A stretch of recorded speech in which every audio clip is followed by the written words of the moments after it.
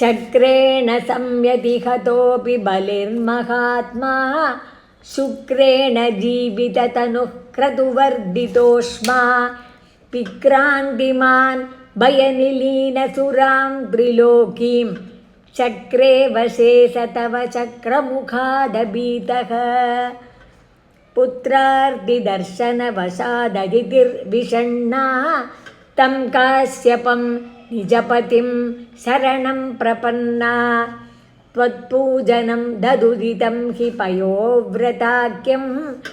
सा द्वादशाहमचरद्वयि भक्तिपूर्णा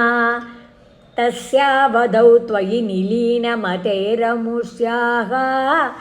श्यामश्चतुर्भुजवपुष्वयमाविरासीः नम्रां च तामिह भवत्तनयो भवेयं गोप्यं मदीक्षणमिति प्रलपन्नयासीः त्वं काश्यपे तपसि सन्निददत्तदानीं प्राप्तोऽसि गर्भमदितेः प्रणुतो विधात्रा प्रासूत च प्रकटवैष्णवदिव्यरूपं स्वाद्वादशी श्रवणपुण्यदिने भवन्तं पुण्याश्रमं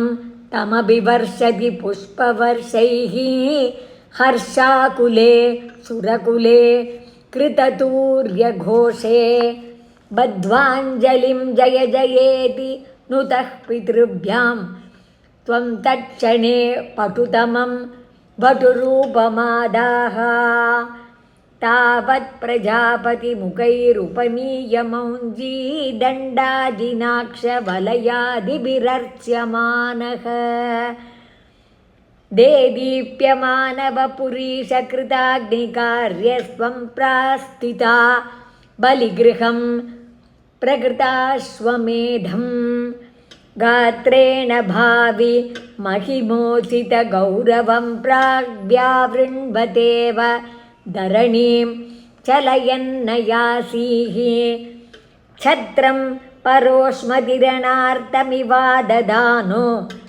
दण्डं च दानवजनेष्विव सन्निधातुं तां नर्मदोत्तरतटे हयमेधशालामासे दुषित्वहि रुचा तव रुद्धनेत्रैः बाष्वान् किमेष दहनोऽनुसनत्कुमारः योगीनुगोयमिति शुक्रमुखैः शशङ्के आनीतमाशु भृगुभिर्महसा विभूतैः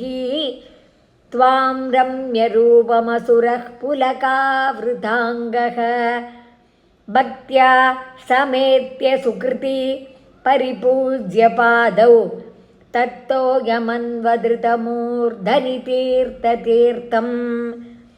प्रह्लादवंशजतया क्रतुभिर्द्विजेषु विश्वासतोऽनुतदिदं दितिजोऽपि लेभे यत्ते पदाम्बुगिरिशस्य शिरोभिलाल्यं सत्वं विभो